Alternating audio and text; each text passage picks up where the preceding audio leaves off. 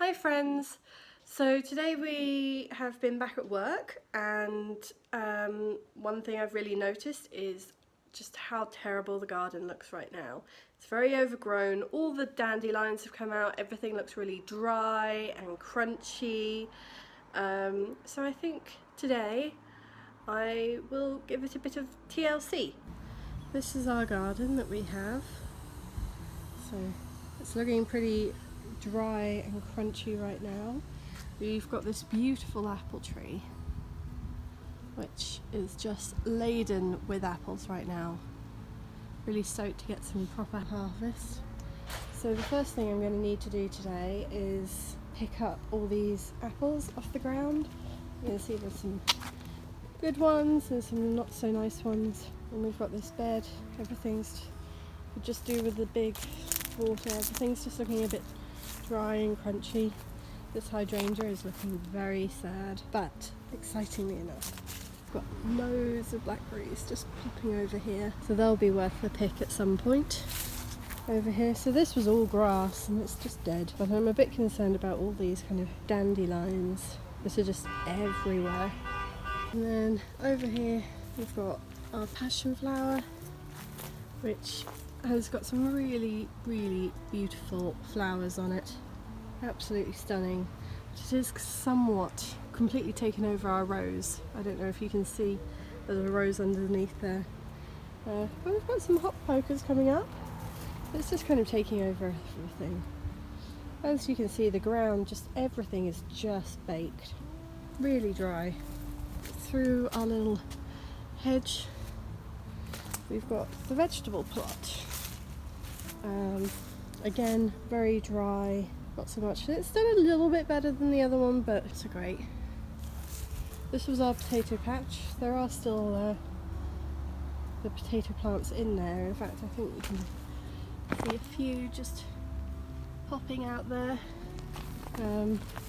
These were our zucchini plants, or courgettes. They have not been happy at all. Really haven't had much. A lot of our produce this year has died. This was our strawberry bed. As you can see, yeah, there's a little bit of life still in there, but mostly pretty dry. And then in here it's just been taken over with weeds. But we've actually got some beetroots and some parsnips. Biralo's come to say hi, haven't you? She's always very intrigued by what we do in the garden. So over here, this is actually our asparagus plant here. It's completely kind of done with for the season. All of that's just weeds. Everything we planted this year just really didn't take, and I think it's mostly our fault. We didn't give it enough attention. We weren't good enough with the watering. I didn't get the nets up, so actually a lot of it got eaten by the pigeons and they just absolutely decimate everything. But you know, we've been so busy this year that actually there's not much we could have done about it, but it is time to give it a little bit of loving care and attention. I've just spotted over here, this is really exciting. So this is a pear plant that we've got, a pear tree, and I've just noticed that it's actually got some pears on it. It hasn't done very well in recent years. It's really struggled. As you can see, there's whole dead chunks of it. It's good to see that it's producing something. This one, on the other hand, really, it's not much luck. It keeps on just about holding on. So much of it is just dead. One thing I can say about all the heat is actually at least it's kept a lot of the weeds down. Usually this area would be completely inundated with the amount of time we've neglected it. So there isn't that much really to do, but it's mostly just clearing up the grass and trying to get the vegetable patches sorted. We have so much plans for just improving this area. We've really had to fight the weeds coming up between the beds and then in the beds. So at some point I'd really like to just take, you know, put a weed barrier, dig up all this turf and put a weed barrier all along here with some kind of gravel or mulch or wood chip or something, just to kind of get the grass away and hopefully just give us a bit of distance with all the weeds, make it a bit more manageable.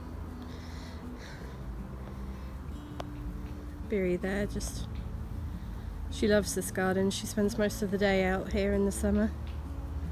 Green shed is an absolute disaster. Let's not even talk about that. At some point I want to do a makeover and really improve that, because it could be 1,000 times better than that.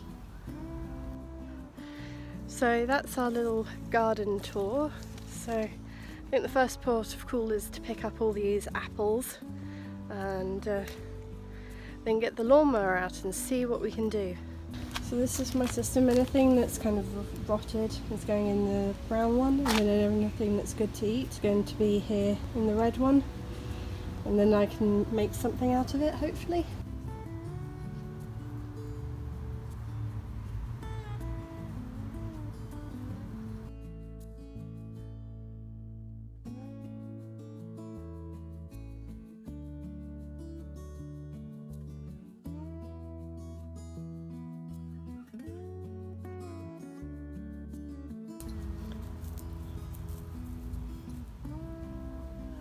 That's pretty much all of them picked up off the ground, apart from the small ones. David came out and gave me a hand.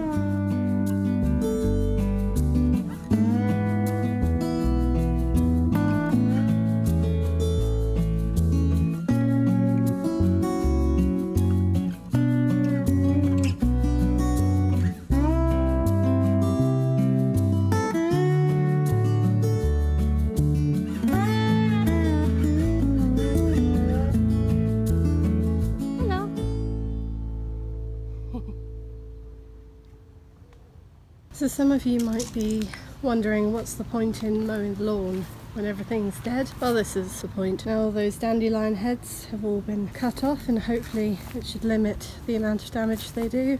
It just makes the garden look a bit neater. Obviously it's not amazing, but it makes a bit of difference. Another reason why I want to mow the lawn is to get rid of these kind of sticky grass bits. I keep on finding them in Biralo's fur, and they're quite a pain to get out. As you can see, I've got quite a few on me.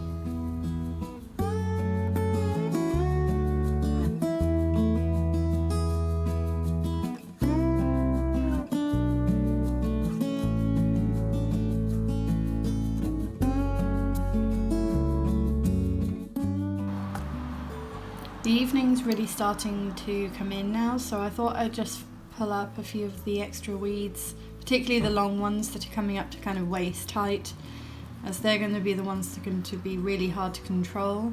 There's also a lot of more of those dandelions that I just want to get rid of out of the beds to try and save problems in the future.